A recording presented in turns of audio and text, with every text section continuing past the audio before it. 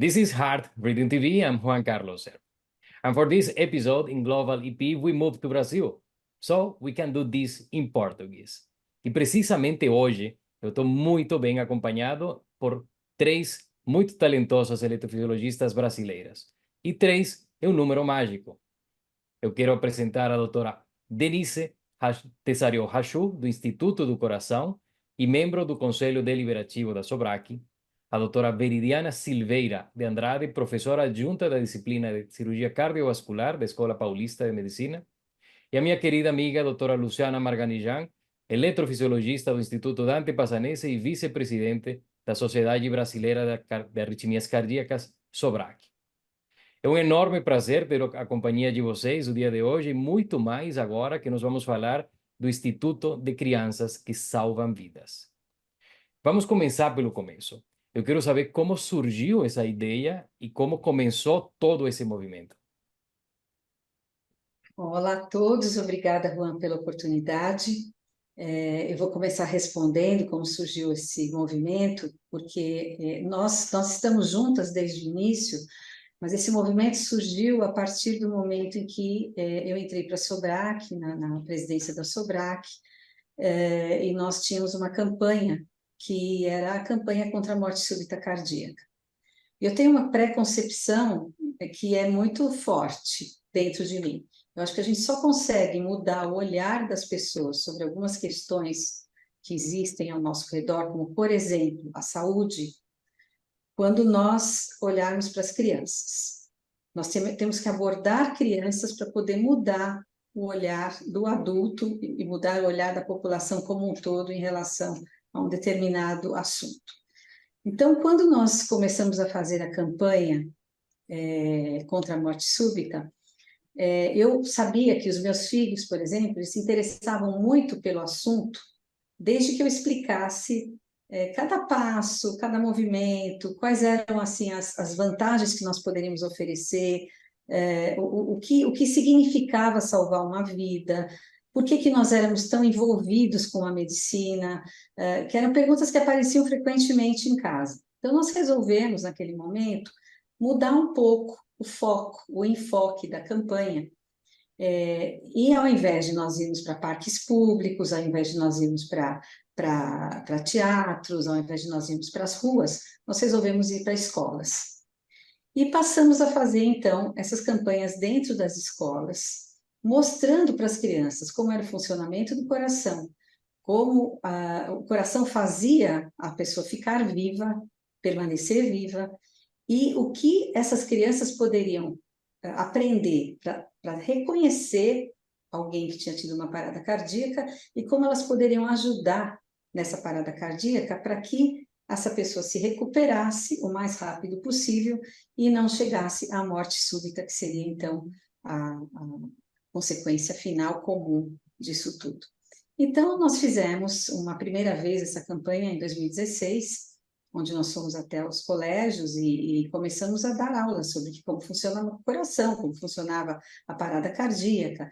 As crianças ficavam muito entusiasmadas, tão entusiasmadas que elas queriam repetir, repetir, repetir cada vez mais as manobras de reanimação, elas davam palpites, queriam aprender, e com isso nós fomos crescendo nessa ideia. E aqui, junto com a Veridiana e a Luciana, que sempre foram extremamente entusiastas dessa ideia, nós conseguimos fazer essa campanha acontecer durante todos os anos até a pandemia.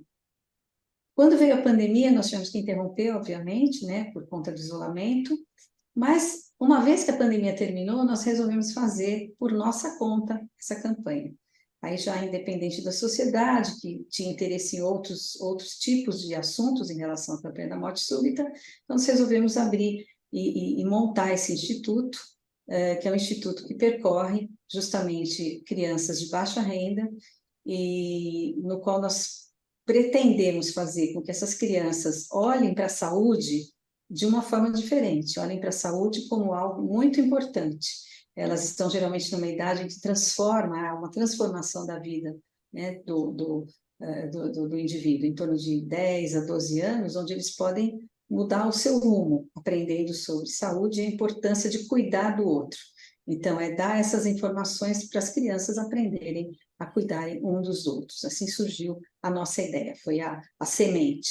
E daí para frente, as meninas vão falar um pouco mais de todos os propósitos e tudo mais que aconteceu ao longo desses anos em que nós estamos juntas. Excelente, e um projeto maravilhoso.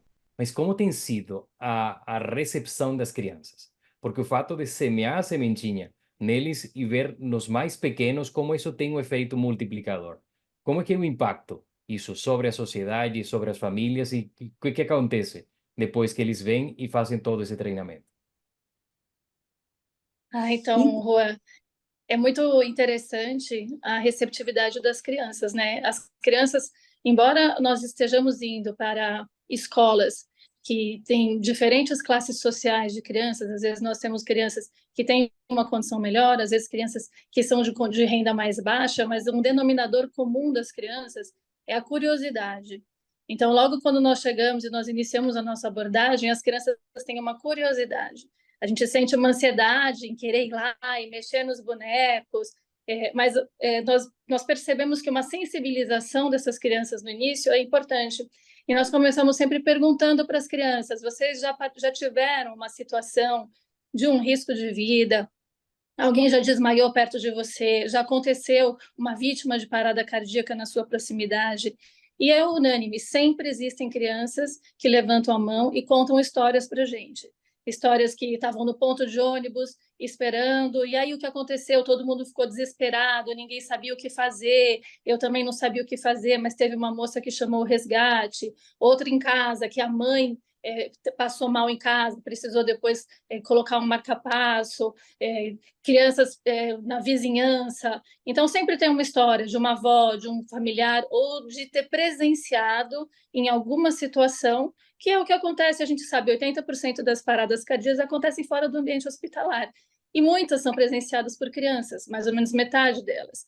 Então, a criança ela é um vetor importante nesse processo de mudança para que o cidadão saiba agir diante de uma parada cardíaca. E a gente sente isso muito quando a gente está perto das crianças, essa curiosidade natural e a vontade de fazer. E quando nós começamos a ensinar e vamos explicando passo a passo, a gente consegue sentir o impacto da importância daquilo que nós estamos passando para aquelas crianças e como elas reconhecem. Na nossa realidade, existem crianças que cuidam de outras crianças, que cuidam dos irmãos mais novos, ou que estão acompanhando os avós em casa. Então, elas se colocam naquela situação, elas conseguem se enxergar naquela situação, e aí elas olham com muita seriedade para aquilo que nós estamos ensinando. E isso é muito gratificante, porque aí você pode sentir o impacto de estar mudando essa sociedade, de estar mudando essa concepção dentro da cabeça das crianças para que a gente tenha um cidadão no futuro que pense diferente. E mesmo dentro das escolas, nós notamos como na nossa cultura aqui, Brasil, não existe essa cultura do atendimento da parada cardíaca forte, como existe em outros países, como existe nos Estados Unidos, na Europa. Então, nós notamos mudanças também nos funcionários da escola, nos professores da escola, os diretores ficam felizes. Muitas vezes, a gente já teve situação de escola que tem um desfibrilador, mas o desfibrilador fica lá na enfermaria, ele não está à disposição, e aí eles repensam algumas situações dentro da escola.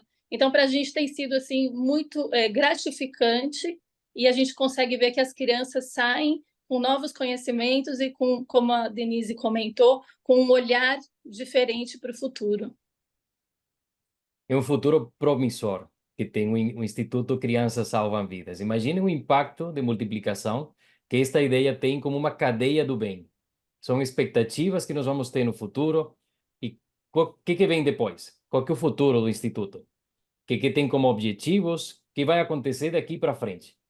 Sim. Eu queria, antes de tudo, Ru, agradecer a grande oportunidade da gente poder falar sobre esse projeto que a gente faz com tanto entusiasmo e com tanto amor. E a Denise muito bem mostrou aqui como é que foi essa evolução, mas além de todo nosso sonho que a gente conseguiu realizar e vem realizando aí ao longo dos últimos anos, existe um racional para tudo isso, né? Então, a Veridiana muito bem disse aqui que grande maior parte das mortes súbitas acontecem fora do ambiente hospitalar, muitas vezes em ambientes públicos, em shoppings, em clubes, academias, e muitas delas são assistidas apenas por crianças, e a gente nota isso, a gente conversa com as crianças que muitas vezes manifestam um interesse por poder um dia aplicar tudo aquilo que elas aprendem nas aulas. E muitas delas, é interessante, a gente teve uma situação muito interessante de uma criança que ao final veio conversar pessoalmente conosco e disse como eu gostaria de ter aprendido isso antes, porque talvez o meu avô não tivesse morrido em casa. Então, de fato, as crianças elas têm um interesse muito grande no aprendizado e, como você comentou, elas são grandes multiplicadoras de informação, elas polinizam toda essa informação que elas adquirem na escola. Bom, basicamente, quando a gente fala de objetivos do projeto, o que a gente faz, a nossa ação, ela engloba uma aula teórica inicial, logicamente de uma forma bastante lúdica, no qual a gente explica a real importância da gente saber reconhecer uma parada cardíaca, saber prestar um atendimento inicial, o que a gente tem de sequelas a cada segundo que a gente perde entre o início das manobras de ressuscitação e a parada cardíaca, a gente diminui X% o risco, a chance desse indivíduo sobreviver, depois de tantos minutos as sequelas neurológicas são grandes. E de fato, após essa aula teórica, a gente tem uma apresentação prática, né, de novo, bastante lúdica, com a presença das crianças no palco, com bonecos, e aí a gente mostra exatamente o que deve ser feito. Então, o nosso objetivo, de fato, é instruir a criança a reconhecer uma parada cardíaca, a prestar um atendimento inicial, então, chamar por ajuda, ligar para o 92, ligar para o 93, iniciar as manobras de ressuscitação cardíaca, logicamente de uma forma correta, né? Então a gente mostra em formas de vídeos o que é uma manobra correta, quantas compressões por minuto, quão profundo isso deve ser, e aí as crianças elas colocam isso em prática. Então é bastante interessante, a gente acaba falando um pouco sobre outras emergências, principalmente engasgo, né? Engasgo em criança, engasgo em adulto. Mais uma vez, muitas vezes essas crianças estão sozinhas no seu ambiente domiciliar. A Virginia comentou, principalmente nas escolas públicas, o que chama muita atenção é que as crianças muitas vezes falam: eu cuido do meu irmão mais novo. Então, às vezes, ela passa o dia inteiro, enquanto a mãe trabalha, ela passa o dia inteiro em casa cuidando daquela criança, alimentando aquela criança. Então, é muito gratificante a gente ver todo esse resultado, né, com manobras muito fáceis, né, de serem explicadas, mas que não fazem parte de uma grade curricular, infelizmente. Mas hoje, com uma parcela pequenininha, a gente consegue atingir um número de crianças que vão, de novo, ser grandes polinizadores de informações e se tudo correr da forma que a gente espera, levar essas informações para casa também, para familiares. E com um pequeno esforço que vocês acabam fazendo, isso acaba multiplicando essa ação, esse efeito, e vai trazer muito benefício, não só para essas famílias, sino para todos os que participam desse núcleo familiar. Muito obrigado, doutora Veridiana, doutora Denise, doutora Luciana. Um enorme prazer estar compartilhando com vocês esse tempo em Global IP. Muito obrigada mais uma vez. Obrigada, obrigada. E Obrigada, obrigado Rô. a todos por assistir Heart Rhythm TV. Até a próxima.